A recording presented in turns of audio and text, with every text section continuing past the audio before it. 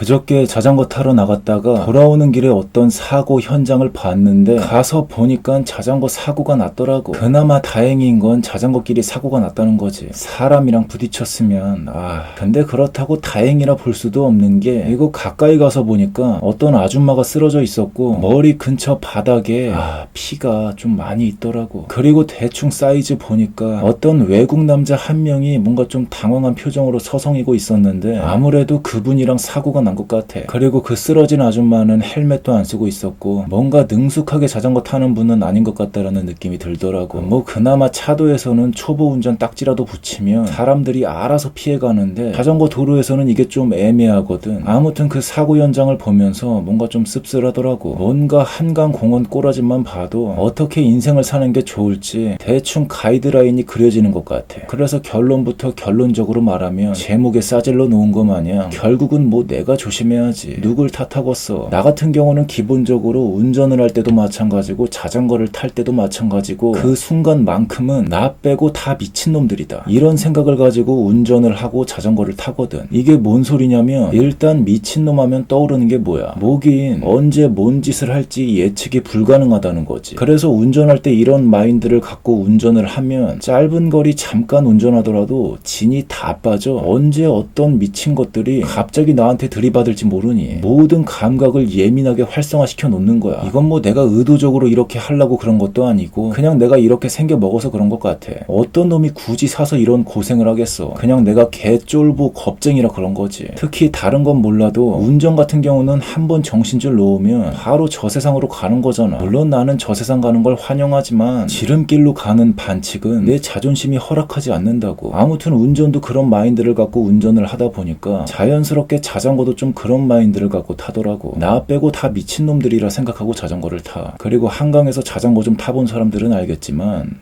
아니 뭐 자전거가 아니더라도 그냥 가본 사람들은 알겠지만 진짜 별의별 인간들이 다 있어. 그거 하나하나 신경 다 쓰고 다니면 성격 버린다고. 그냥 뭐 다 미쳤다라고 생각하면 아주 마음이 편해져. 얼마 전에 아는 동생이 여의도 가서 따릉이 타고 자전거 좀 탔다는데 사람들 때문에 암 걸리는 줄 알았다 하더라고. 당연히 암 걸리지. 여의도 가서 자전거 타는 그 자체가 그냥 미친 짓이야. 거기서는 자전거 타면 안 돼. 아무튼 나는 특히 운전할 때나 자전거 탈 때나 하도 그런 마인드를 갖고 살아서 그런가 이제는 뭐 대충 멀리서 사람들 꼼지락꼼지락 거리는 것만 봐도 사이즈가 얼추 나와. 뭔가 예측이 되더라고. 특히 자전거 도로에서는 꼬맹이들, 커플, 그리고 인도에서 뭉쳐 다니는 사람들, 이 세 부류가 가장 위험한 존재들이야. 언제 어떻게 튈지 모르는 존재들이지. 그래서 이분들이 보이면 그냥 속도 줄여야 돼. 근데 어쩌다가 내가 이 구역에서 가장 미친놈이다 이러면서 신나게 달리는 사람들이 있는데 그러다 뭐 사고 나는 거지.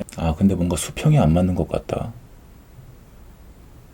그리고 실제로 작년 겨울에 대리운전하다가 그런 놈이 뒤에서 쳐받기도 했었고 빨간 불이라 멈췄는데 뒤에서 때리더라고. 그것도 다이렉트로 때린 것도 아니고 내 뒤에 차 때리고 그리고 그 차 때린 충격으로 나까지 때린 거지. 그래서 뭐 백날 조심해 봐야 이런 놈이 뒤에서 쳐박으면 이건 뭐 답도 없다라는 걸 그때 깨달은 것 같아. 뭐 덕분에 300만 원도 받고 엑스레이랑 MRI도 공짜로 찍으면서 뭐 10년 뒤에나 자연스럽게 터질 목 디스크, 허리 디스크 이런 걸 잡아내가지고 덕분에 지금 관리하고 있지만 그래서 어떻게 보면 나는 그때 사고가 횡재였지. 그리고 얼마 전 마침 벤자민 버튼의 시간을 거꾸로 간다라는 영화를 봤는데 이렇게 예상치 못한 사고는 어쩌면 이런 건 뭐 그냥 운명이 아니었을까 싶더라고. 근데 영화에서는 그 사고가 횡재가 아니었지만 넓게 보면 그렇게 불행도 아닌가. 아무튼 그냥 뭐 내가 조심하는 거 말고는 뭐 답도 없는 것 같아. 최소 남의 운명을 뒤틀어 버리는 짓을 하면 안 되지. 그래서 나는 운전할 때나 자전거 탈 때 나를 제외한 모든 사람들을 다 미친놈들이라 생각해. 아니지 그때뿐만 아니라 걸어 다닐 때도 골목길 다니는 자동차들, 오토바이들 그냥 다 미쳤다고 생각해. 언제 나를 들이받을지 모르는 거야. 그래서 나는 골목길에서 이어폰으로 음악도 안 들어. 어쩌겠어. 뭐 내가 조심해야지. 저 세상 일찍 가는 건 환영이지만 그렇다고 지름길로 자처해서 일찍 가는 건 내 자존심이 허락하지 않거든. 최대한 내가 노력할 건 노력하고 조심할 건 조심한 다음 그때 저 세상 가자 이거지. 어차피 뭐 태초부터 없었던 존재가 될 가능성은 쥐뿔도 없으니 저 세상이라도 자존심 지키면서 가자 이거지. 아무튼 그저 그저께 그 사고 난 현장을 보니까 뭔가 안타깝더라고. 헬멧이라도 썼으면 좀 괜찮았을 텐데 사고 난 사람도 그렇고 사고 낸 사람도 그렇고 저 사람이 알아서 잘 피하겠지, 이런 마인드를 갖고 있으면 골로 가는 거야. 저 사람은 분명 미친놈일 테니까 똥이 무서워서 피하냐 더러워서 피하지, 이러면서 내가 피해야 그나마 골로 갈 가능성이 조금이라도 줄어들지 않을까 싶어. 물론 예상치 못한 곳에서 갑자기 처박는 건 뭐 그런 건 운명이라 생각해야지.